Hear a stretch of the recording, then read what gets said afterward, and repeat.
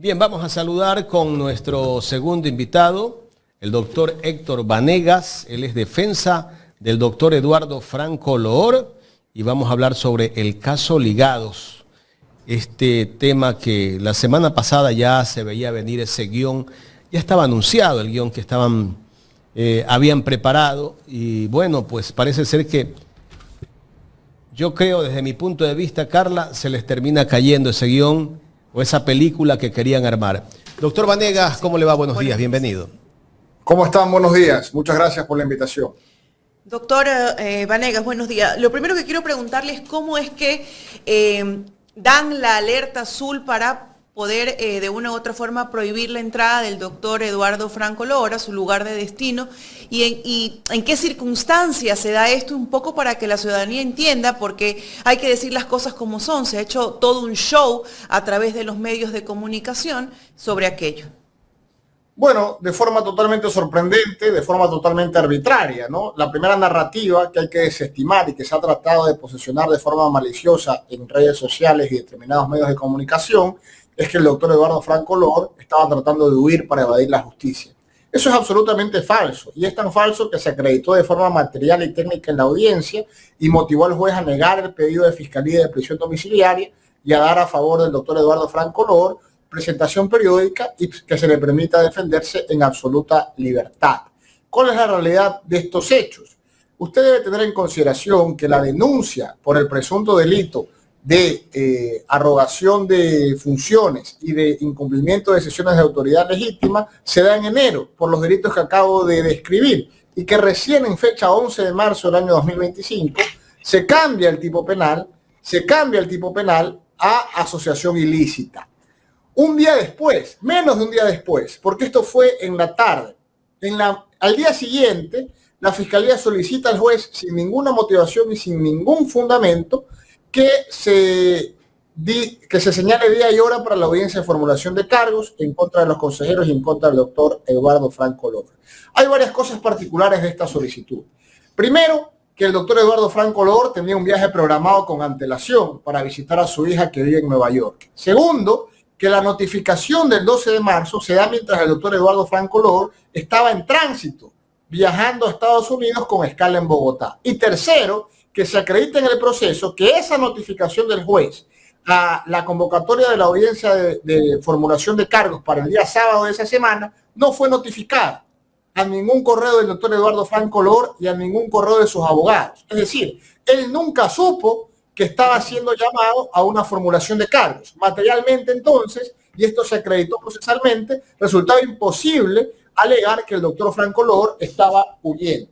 Esto es una falsedad absoluta que no corresponde a la realidad procesal. Importante dejar claro eso porque, como usted lo decía, esa fue la narrativa que se trató de imponer en los medios de comunicación. Ahora, usted me dice, cambian el tipo penal a asociación ilícita. ¿Cuáles son los elementos, las pruebas que tiene la Fiscalía para cambiar a justamente esto de asociación ilícita?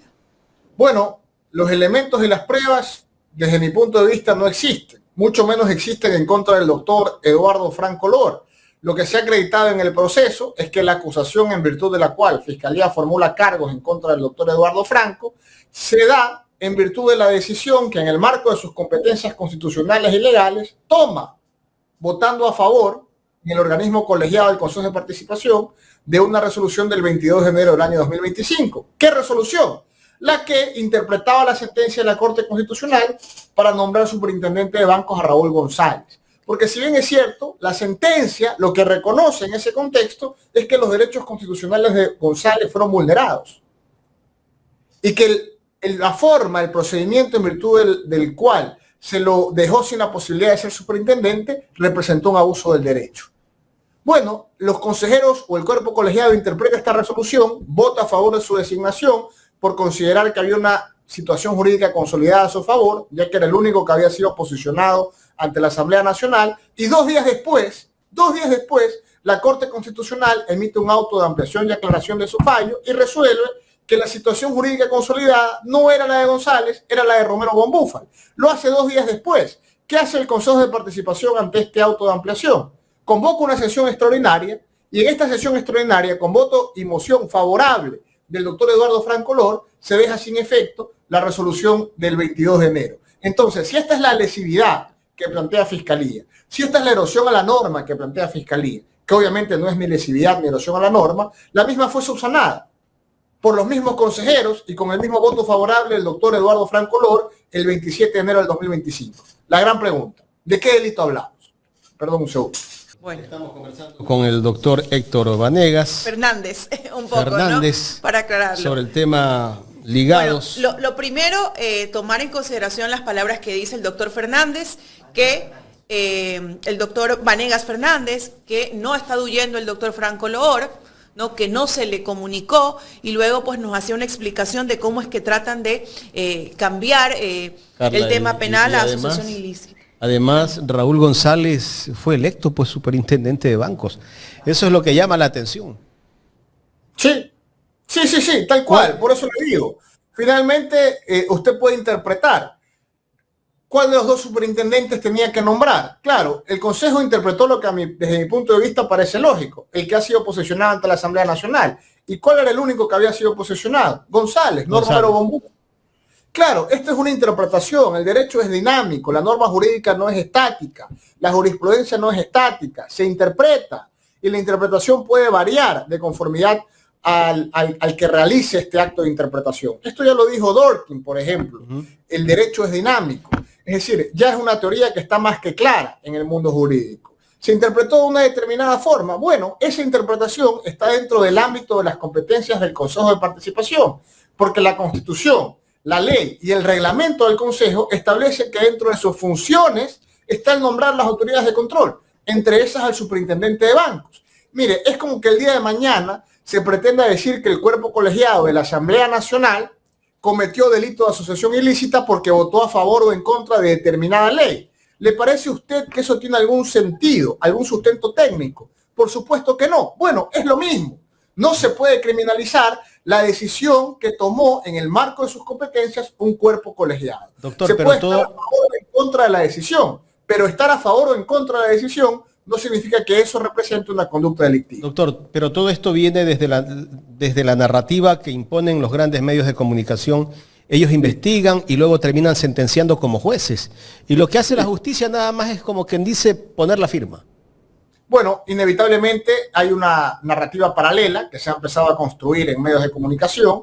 Hay una narrativa adversa que trata de construir un proceso judicial que no responda a la realidad de lo que está en el expediente. Es decir, al momento de yo tener que fundamentar mi pedido de libertad para el doctor Eduardo Franco Loor en la audiencia de formulación de cargos, lo primero que dije es, señor juez, más allá de la narrativa mediática y del proceso paralelo que en este mismo momento se está instaurando en contra de mi representado, yo le pido que usted tome su decisión atendiendo a la realidad del proceso. ¿Y qué decía el proceso? Por ejemplo, la Fiscalía alegó que el doctor Eduardo Franco Loor representaba un riesgo de fuga por el incidente del que hablamos al inicio de la entrevista. Y yo demostré que en el proceso constan los escritos de Eduardo Franco Loor, donde él mismo pide comparecer al proceso y rendir su versión libre y voluntaria. Y donde Fiscalía le responde, el 22 de febrero del año 2025, Fiscalía le responde, señor Franco Loor, su petición de comparecer al proceso y de rendir su versión en esta causa será atendida oportunamente. Es decir, si una persona quiere comparecer a su proceso, quiere aportar su versión como un instrumento del ejercicio de su derecho a la defensa, ¿se puede decir que esa persona esté evadiendo la justicia? Por supuesto que no.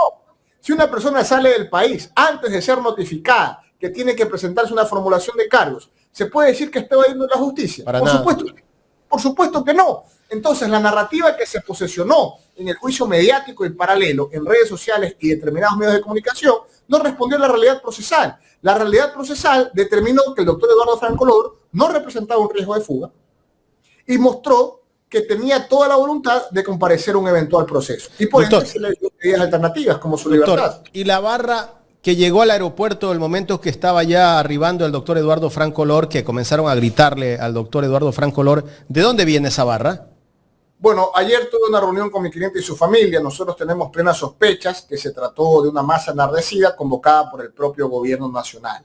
Esto es muy lamentable porque finalmente hay que recordar los lamentables epítetos que se proferían en contra del profesor Franco Loor. Lo tildaban de delincuente. Pillo decían, sí.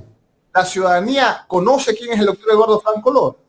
hablando de un catedrático de casi 50 años de trayectoria, profesor en 2 universidades, las más grandes de Guayaquil, la Universidad de Guayaquil y la Universidad Católica.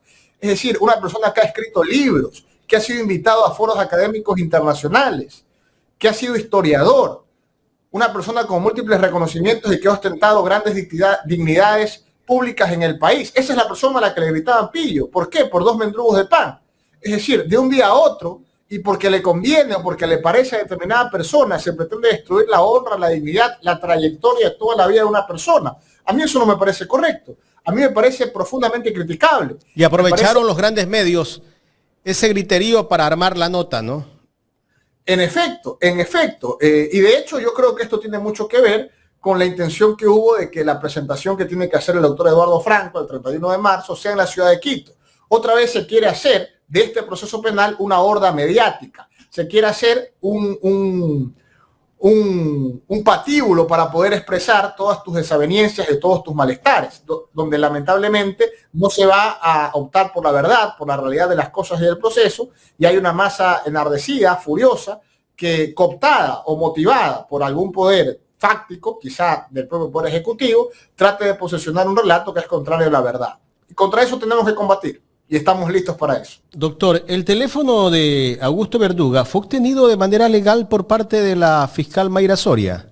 Bueno, yo no soy defensa del abogado Augusto Verduga. He conversado con quienes han estado cerca de su equipo de defensa y me han dicho que fue obtenido ese celular sin una orden judicial oportuna. De hecho, que cuando empezó el allanamiento no había sido expedida la orden, que la orden se expidió cuando el allanamiento ya se estaba ejecutando.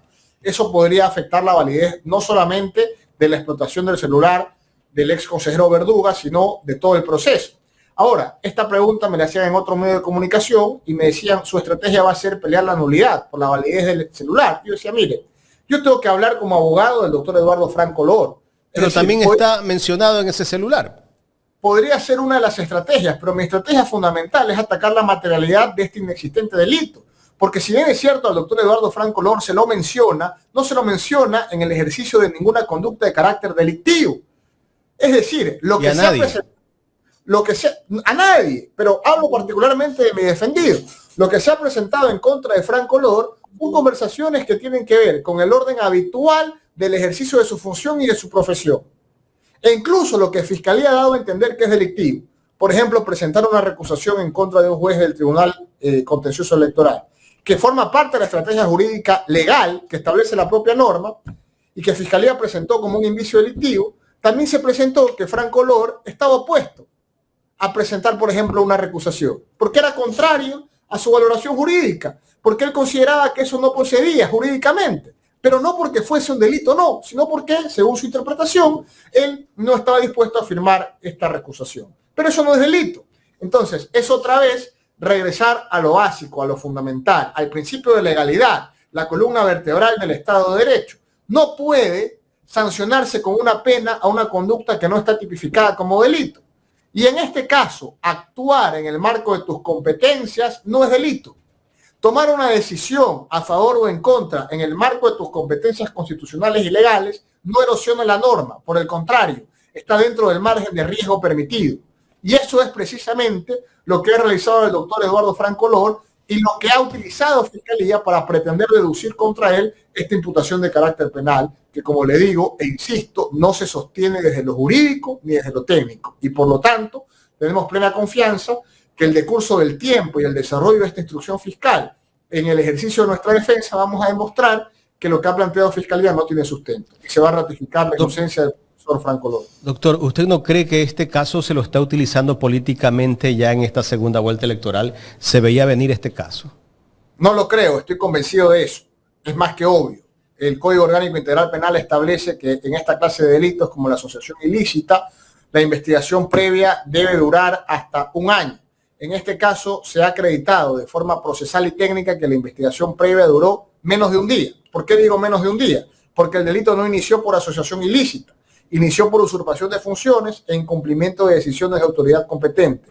Y el 11 de marzo recién se notificó a los investigados que iban a ser investigados por el delito de asociación ilícita. Y el 12 de marzo, ni siquiera pasaron 24 horas, la Fiscalía ya solicitó audiencia de formulación de cargos por este delito. ¿Por qué lo hicieron por asociación ilícita y no por las dos conductas que iniciaron el proceso investigativo? Porque, como decía Alfredo Rocco, ese jurista italiano del fascismo, si no hay pruebas, si no hay figura legal para imputar un delito, aunque sea, procesalos por asociación ilícita. Es decir, invéntate algo. Exactamente, ese es el contexto del mensaje. Esta figura que se ha tratado de imputar al profesor Franco Lor se lo hace porque saben que no hay sustento técnico ni fáctico para imputar ninguna acusación. Correcto, Carla. Doctor, estos chats, supuestos chats, son un elemento de convicción dentro del proceso. ¿Cómo se los toma dentro del proceso? Le hago esta pregunta porque públicamente, sobre todo dentro del ámbito comunicacional, nos hemos percatado y dado cuenta de que para unos casos sí, para otros no. Sí, lamentablemente, y esto es algo que yo vengo reclamando hace mucho tiempo en medios de comunicación y en foros académicos, y es que yo considero que esta administración de la Fiscalía General del Estado es profundamente selectiva. No persigue delitos, como debería ser su función constitucional, persigue personas, y persigue personas que son denominadas enemigas por el poder de turno o por el régimen que ostenta el poder de turno. Y eso es profundamente grave, porque simplemente es una muestra más de la falta de institucionalidad que tiene nuestro país. Porque la Fiscalía debe ser un ente autónomo e independiente, no debe ser un ente servil al poder político de turno, que es en lo que lamentablemente se ha convertido. Y sobre todo es tan servil al poder político de turno que trata de, previo a una elección tan importante como la del 13 de abril, montar esta clase de casos que no tienen sustento en lo técnico y que representan el detrimento del modelo de Estado de Derecho que es en el que vivimos. Si es que en verdad hay un caso, bueno, lo que tenía que hacer Fiscalía es investigarlo. Y la ley dice que tiene que investigarlo por lo menos un año. Aquí han hecho todo lo contrario. ¿Por qué? Porque están, obviamente, utilizando el caso como con una obvia connotación de carácter político. ¿Cómo es que Fiscalía expone los chats y afirma que los seudónimos que se dan ahí corresponden a estos actores? Bueno, esa es una gran pregunta. El mismo fiscal general subrogante en la audiencia de formulación de cargos repitió en sendas ocasiones: supongo, infiero que el seudónimo, por ejemplo, justiciero, corresponde a Franco Lor, pero no me mostró ni una pericia que técnicamente lo acredite. Sin embargo, mire, le voy a decir lo mismo que dije en la audiencia, le voy a dar el beneficio de la duda. Voy yo también a inferir y a suponer que ese seudónimo corresponde al profesor Eduardo Franco Lor. Veamos cuáles son los chats que utiliza ese seudónimo en la aplicación Wire. Y veamos si uno de esos chats representa indicio de la comisión de un delito. Y el propio juez lo analizó y dijo: ninguno. Aquí no se está hablando de ninguna conducta delictiva. El doctor Eduardo Franco Lor no participa de ninguna conducta de carácter delictivo. Estos chats son conversaciones normales, habituales, en el marco de la función de un consejero, de un abogado, de un profesor universitario. Digamos, no es por gusto que la justicia consideró que el profesor Franco Lor se pueda defender en libertad. Nosotros tenemos un resquicio de confianza en las instituciones, en que los jueces hagan lo correcto. Y vamos a defender esto de forma técnica. Nuestro único aliado en este proceso será el derecho. Y vamos a presentar los elementos de descargo suficientes para desacreditar la tesis de Fiscalía y para demostrar que el profesor Franco Lor es inocente. Jaime. Doctor, ya en la recta final de esta entrevista, el ministro del Interior también se pronunció sobre este caso. ¿Por qué el ministro del Interior tiene que tomar parte en un caso donde lo está investigando la justicia? Bueno, y tomó unas declaraciones profundamente imprecisas y antitécnicas, porque de forma previa a la formulación de cargos dijo que el profesor Franco tenía medidas, y entre esas prohibición de salida. ¿Cómo podría tener medidas si ni siquiera había sido procesado al momento en que se expidieron esas declaraciones? Pero no solo eso. Leí también que el Ministerio de Gobierno al día siguiente a la audiencia emitió un comunicado politizando el caso y dando a entender que era una maniobra, una jugarreta de enemigos políticos, cuando queda claro todo lo contrario, que la maniobra y la jugarreta es de parte del Poder Ejecutivo con fines protervos, lamentablemente, en el contexto del escenario electoral. Y eso es algo que nosotros ya hemos denunciado y eso es algo que corresponderá a los actores políticos. Esta defensa participa del caso como un profesional del derecho, como un abogado penalista, que de forma técnica, amparado en lo que dice la ley y la Constitución y las pruebas, que son más que evidentes, va a demostrar, y ese es el compromiso que ha adquirido con el profesor Franco, que él mismo es inocente. Y por eso he asumido esta defensa, porque he leído el caso y porque confío en la inocencia de mi representado. ¿Se puede creer en la justicia de nuestro país? Bueno, cada vez somos más escépticos, cada vez menos, pero como yo he dicho en ocasiones anteriores, el derecho no se mancha. Al final del día se impone la razón, se impone la justicia, y aunque tarde, la verdad siempre sale a la luz. Doctor, muchísimas gracias por el tiempo que nos ha brindado para conversar con nosotros aquí en Ecuador en Directo. Gracias a ustedes, muchas gracias por la invitación. Gracias al doctor Héctor Vanegas, conversando con nosotros en esta mañana aquí en Ecuador en Directo. Gracias a toda la audiencia, ¿no?, también. Estas dudas, y qué importante, Jaime, porque hay que interponer la verdad ante la narrativa mediática que se impone justamente en estos momentos electorales, y que todo lo que tenga que ver con la revolución ciudadana van a tratar de mancharlo, de soslayarlo y de hacerle una persecución que bueno, que el doctor Vanegas Fernández ha explicado claramente. Importante decirlo, que el doctor Franco Loor no ha estado huyendo, nunca se le comunicó que tenía que comparecer, que rendir su versión, así que es importante, y también decir que no está preso, que no está huido, y que está aquí pues respondiendo ante los actos de los cuales se lo acusa, y justamente como lo manifiesta pues su abogado defensor.